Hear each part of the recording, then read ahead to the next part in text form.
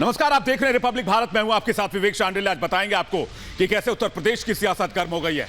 इसके अलावा बड़ी खबर यह होगी कि तालिबान के खिलाफ भारत बड़ी मोर्चेबंदी करने में कामयाब हुआ है और अमेरिका को अब पता चला है कि तालिबान के पीछे पाकिस्तान का हाथ है। तो क्या पाकिस्तान पर बड़ा एक्शन होगा?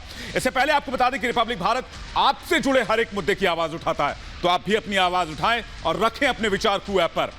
कू ऐप के यूजर्स के लिए हमारा आज का सवाल यह है कि राजा महेंद्र सिंह के नाम पर यूनिवर्सिटी खोलने से क्या यूपी में बीजेपी को सियासी फायदा होगा? तो अभी डाउनलोड करें कू ऐप और रखें अपने विचार अपनी भाषा में कू ऐप पर, क्योंकि कू ऐप पर अब रिपब्लिक भारत भी मौजूद है। लेकिन इससे पहले बात करते हैं, पाकिस्तान को लेकर अमेरिका का बड़ा बयान सामने आया है। अमेरिका का यह कहना है कि पाकिस्तान ही तालिबानी और हक्कानी आतंकियों का जनक है। लेकिन सवाल यह है कि आखिर अमेरिका पिछले 3 दशक से आतंकियों के नाम पर चुप क्यों था, जब भारत कह रहा था कि पाकिस्तान आतंकियों का पैरोकार है।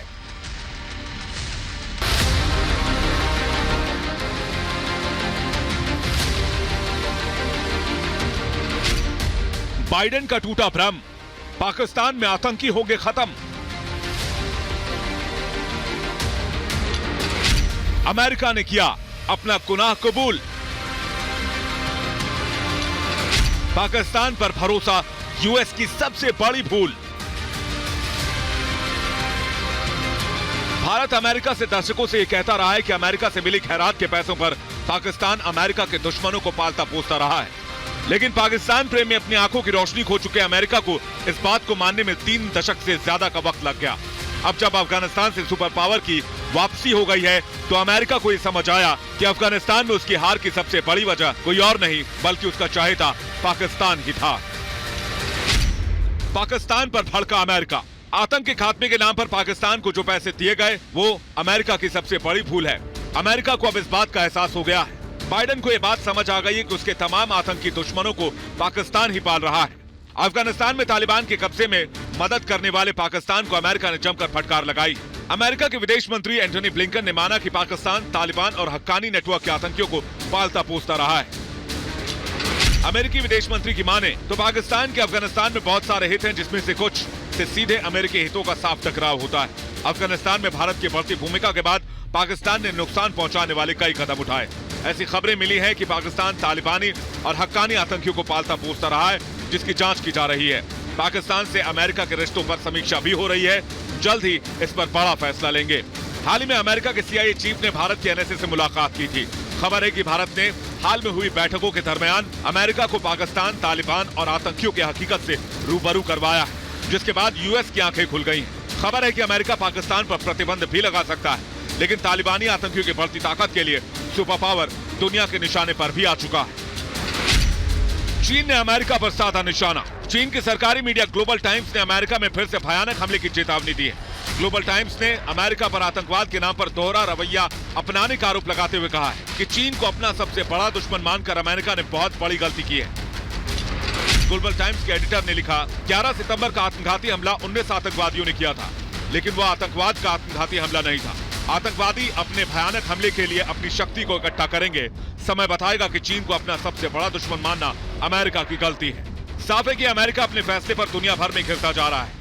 चीन से लेकर यूरोपीय देश भी बाइडेन के फैसले पर सवाल उठा रहे हैं। यहाँ तक कि अमेरिका के अंदर भी अमेरिकी राष्ट्रपति के फैसले पर सवाल उठाए जा रहे हैं। लेकिन सवाल यह है कि आखिर तालिबान और अलकायदा का कनेक्शन क्या है? अलकायदा बढ़ा रहा है अपनी ताकत। सत्ता में आने के बाद तालिबान ये दावा करता रहा है कि वो अलकायदा समेत किसी भी आतंकी ग्रुप को अफगानिस्तान की जमीन के इस्तेमाल की मंजूरी नहीं देगा। हालांकि तालिबान के अफगानिस्तान की सत्ता में आने के बाद माना जा रहा है अलकायदा फिर से मजबूत हो रहा है। अमेरिकी मिलिट्री अधिकारियों ने भी इस बात की चेतावनी दी है। 2001 के बाद भले अलकायदा कमजोर पड़ा हो, लेकिन उसके लड़ाके अब भी अफगानिस्तान में। हाल ही में आई अमेरिकी इंटेलिजेंस की एक रिपोर्ट में माना गया कि अलकायदा आने वाले समय में अलग अलग इलाकों को निशाना बना सकता है। संयुक्त राष्ट्र ने इस बात की चेतावनी दी थी कि अफगानिस्तान में 34 में से 15 प्रोविंस में अलकायदा का दखल है। UN की रिपोर्ट में कहा गया था कि तालिबान और अलकायदा के बीच अब भी नजदीकी संबंध है। तालिबान ये रिश्ते खत्म करने वाला है, इस बात के भी कोई संकेत नहीं है। साफ है कि एक तरफ जहां अमेरिका ये मान रहा है कि पाकिस्तान ने तालिबान और हक्कानी आतंकियों को पाला, दूसरी तरफ तालिबान अलकायदा के सांठगांठ की खबरें भी सामने आ रही हैं, जो अब बाइडेन और सुपर पावर के लिए सुपर चुनौती साबित होने वाली है। Bureau report, Republic Bharat. America की अफगानिस्तान से वापसी के बाद अलकायदा का उदय होना, अयमन अल जवाहिरी का सामने आना यूरोपीय देशों की नींद भी उड़ा रहा है। ब्रिटेन ने साफ किया है कि तालिबान आतंकियों के लिए स्कूल खोल रहा है, जहां पर वो न सिर्फ आतंकियों को ट्रेनिंग दे रहा है बल्कि आत्मघाती दस्ते भी तैयार कर रहा है। अगर ब्रिटेन की रिपोर्ट सच है तो दुनिया पर बड़े आतंकवाद हमले का खतरा आ चुका है।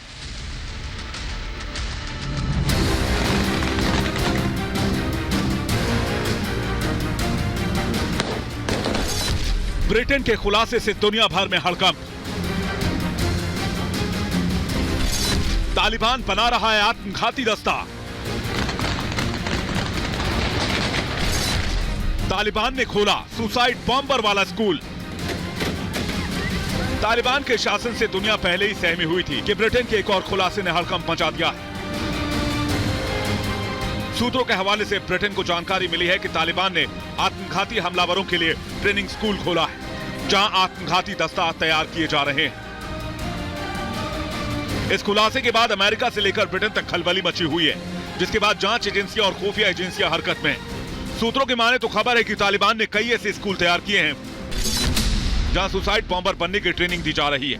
30 से 45 दिन की ट्रेनिंग होती है। 15 से 25 साल के युवकों की भर्ती की जा रही है। दर्जन भर से ज्यादा ट्रेनिंग स्कूल खोले गए हैं और इसमें आतंकी हमले के लिए आत्मघाती दस्ता बनाया जा रहा है। सवाल उठता है कि सैकड़ों की संख्या में तालिबान आखिर आत्मघाती हमलावरों को ट्रेनिंग क्यों दे रहा है? आखिर कहां हमला करना चाहते हैं आतंकी? इससे पहले भी ब्रिटेन की खुफिया एजेंसी ने 9/11 जैसे हमले के लिए दुनिया को आगाह किया था। ब्रिटेन की खुफिया एजेंसी MI5 के प्रमुख केन मैकलम ने कहा कि अलकायदा स्टाइल जैसे हमलों में तेजी आ सकती है। केन मैकलम के मुताबिक अफगानिस्तान में नाटो सैनिकों की वापसी के बाद तालिबान के कब्जे से आतंकियों का हौसला बढ़ा है और इसलिए ज्यादा सतर्क रहने की जरूरत है। ब्रिटेन की पुलिस और खुफिया एजेंसियों ने पिछले 4 सालों में 31 आतंकी हमलों को नाकाम किया। अफगानिस्तान से बड़ी चिंता यह आ रही है कि आतंकी कुछ बड़ा करने की कोशिश करेंगे और हो सकता है कि 9/11 जैसे आत्मघाती हमले को अंजाम दिया जाए। अमेरिका ने तालिबान पर भरोसा करते हुए अफगानिस्तान खाली तो कर दिया, लेकिन तालिबान के हाथ में सत्ता सौंपकर अमेरिका ने तालिबान के रूप में एक ऐसा आतंक का टाइम बॉम्ब शुरू कर दिया जो कब, कहां और कितनी बार फटेगा ये कोई नहीं जानता। दुनिया के तमाम मुल्क आतंकी हमलों को लेकर दहशत में हैं। यकीन न हो तो तालिबान के शक्ति प्रदर्शन को देखिए, जिसमें सुसाइड बॉम्बर से लेकर सुसाइड वेस्ट, केन बम और IED बॉम्ब तक नजर आ रहे हैं। 20 सालों तक अमेरिका आतंकियों से जंग लड़ता रहा, लेकिन अफगानिस्तान से जाते ही महज एक हफ्ते में तालिबानियों ने पूरे देश पर कब्जा कर लिया। तो सवाल ये कि सुपर पावर की सुपर सेना आखिर 20 सालों तक कौन सी लड़ाई लड़ रही थी जिससे तालिबानी आतंकी 20 सालों में इतने ताकतवर हो गए? और अब दुनिया एक बार फिर अलकायदा और तालिबानी आतंक के मुहाने पर खड़ी है, जिससे सबसे ज्यादा खतरा अमेरिका, ब्रिटेन और यूरोपीय देशों को है। Bureau report, Republic Bharat. एक तरफ जहां अमेरिका और यूरोपीय देश आतंकी हमलों की चेतावनी दे रहे हैं, वहीं खबर यह है कि ईरान पंजशीर का बदला लेने की तैयारी कर रहा है। जी हां, ईरान ने साफ कर दिया है कि पंजशीर में जिस तरह से पाकिस्तान और तालिबानियों ने मासूमों के खून बहाए हैं, उस पर ईरान चुप नहीं बैठेगा।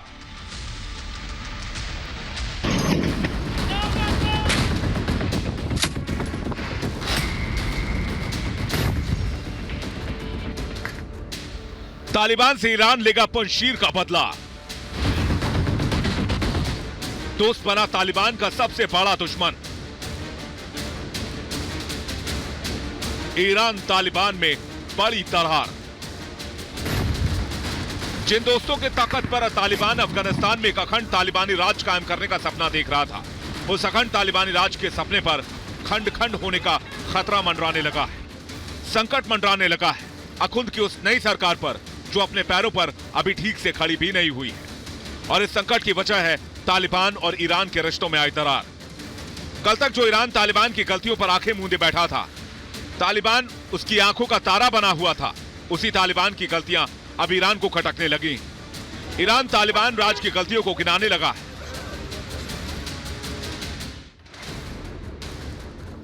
पाकिस्तान की मदद से पंजशीर में हुए खून खराबे ने ईरान की आंखों में बसे तालिबान की तस्वीर बदल कर रख दी है। पंजशीर घाटी में तालिबान और पाकिस्तान के खूनी हिंसा के बाद ईरान तालिबान की दोस्ती अब दुश्मनी में तब्दील हो गई। दरअसल कुछ दिन पहले पंजशीर में हुए नरसंहार की आलोचना करते हुए ईरान ने तालिबान और पाकिस्तान को सीधी चेतावनी देते हुए कहा था कि मैं चेतावनी देता हूं कि कोई लक्ष्मण रेखा पार ना करे। अब इस बयान पर पलटवार करते हुए तालिबान ने कहा है कि पंजशीर हमारा आंतरिक मामला है। यानी साफ है कि अफगानिस्तान की नई तालिबानी सरकार नहीं चाहती कि उसके जायज या नाजायज कामों को कोई भी देश दखलंदाजी दे, चाहे वो ईरान ही क्यों ना हो। इस बीच ईरान के वरिष्ठ सांसद और अफगानिस्तान में देश के पूर्व राजदूत फदा हुसैन मालिकी ने दावा किया है कि आईएसआई चीफ तालिबान में कैबिनेट गठन में प्रमुख भूमिका में है। अफगान समस्या के समाधान के लिए रूस, चीन, ईरान और पाकिस्तान के बीच मीटिंग होनी चाहिए। उन्होंने कहा कि हमें पाकिस्तान के हस्तक्षेप करने और अफगानिस्तान में अमेरिकी स्थिति बनाए रखने की अनुमति नहीं देनी चाहिए। तो क्या पंजशीर में हुए नरसंहार ने ईरान की आंखें खोल दी हैं? क्या मसूद के लड़ाकों की मौत का बदला लेगा ईरान? ये सवाल इसलिए भी उठ रहे हैं क्योंकि ताजिकिस्तान के बाद ईरान पहला देश है जिसने मसूद की लड़ाकों पर हुई बमबारी की खुलकर आलोचना करते हुए तालिबान पर सवाल उठाए थे। एक के बाद एक बयान जारी कर ईरान ने तालिबानी हुकूमत में हलचल मचा दी है। पंजशीर में हुए नरसंहार के तुरंत बाद ईरान ने पहली प्रतिक्रिया देते हुए कहा था कि पंजशीर हमले की ईरान कड़ी शब्दों में निंदा करता है। उसके तुरंत बाद ईरान ने दूसरा बयान जारी कर पाकिस्तान को घेरा और कहा कि पंजशीर में पाकिस्तान की दखलंदाजी गलत है। इसके बाद ईरान ने पाकिस्तान की जांच की बात करते हुए अपने तेवर साफ कर दिए। ईरान ने कहा कि ईरान पंजशीर में पाकिस्तान के हस्तक्षेप की जांच भी कर रहा है, जिसके बाद ईरान बड़ा फैसला लेगा।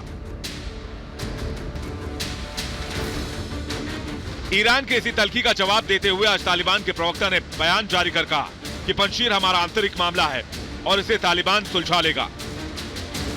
ईरान पहले ही तालिबान सरकार को समर्थन देने से इनकार करता रहा है और अब पंजशीर और पाकिस्तान के मामले पर तालिबान के खिलाफ ईरान का यह विद्रोह तालिबान के लिए बड़ी संकट खड़ी करने जा रहा है, जिससे तालिबान का भविष्य भी खतरे में नजर आ रहा है।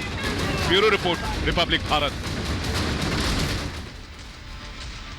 ईरान का तालिबान के खिलाफ होना, रूस का आतंकियों के खिलाफ बयान देना, यह भारत की बहुत बड़ी कूटनीतिक जीत है। पाक, तालिबान और चीन के खिलाफ भारत ने पूरी दुनिया में तालिबान के खिलाफ बहुत बड़ी ब्रिगेड तैयार कर ली है।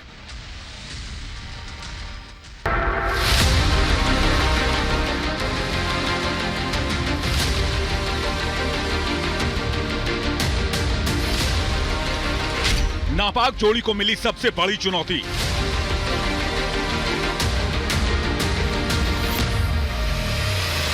तालिबान पर हमला करेगा ईरान।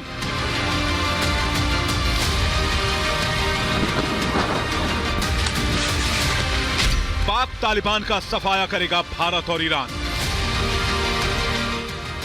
अफगानिस्तान की बदली तस्वीर ने पूरी दुनिया को एक बार फिर मंथन करने के लिए मजबूर कर दिया है।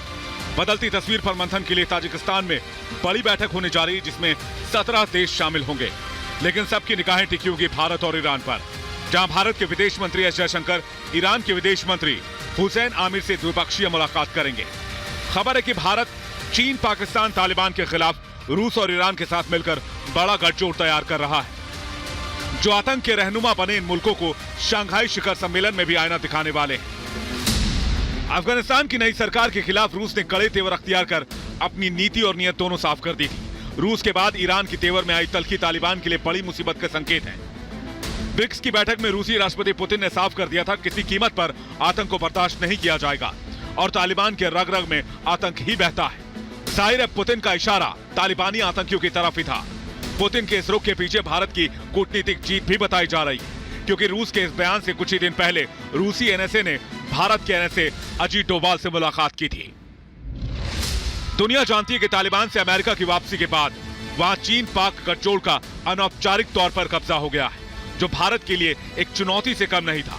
लेकिन भारत ने इस नापाक गठजोड़ को ऐसा कूटनीतिक जवाब दिया जैसे चीन, पाकिस्तान और तालिबान भी तिल मिला गया है। भारत ने चीन, पाक, तालिबान के गठजोड़ पर बड़ी कूटनीतिक जीत हासिल करते हुए पहले रूस और ईरान को अपने पाले में किया, जबकि अमेरिका, ब्रिटेन, जर्मनी और फ्रांस जैसी महाशक्तियां इस मुद्दे पर पहले ही भारत के साथ हैं।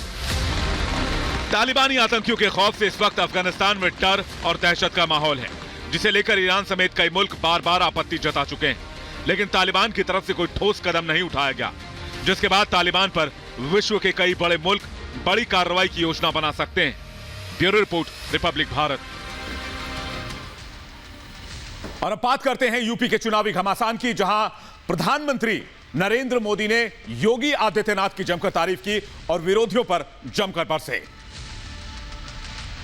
भारत माता की, भारत माता की।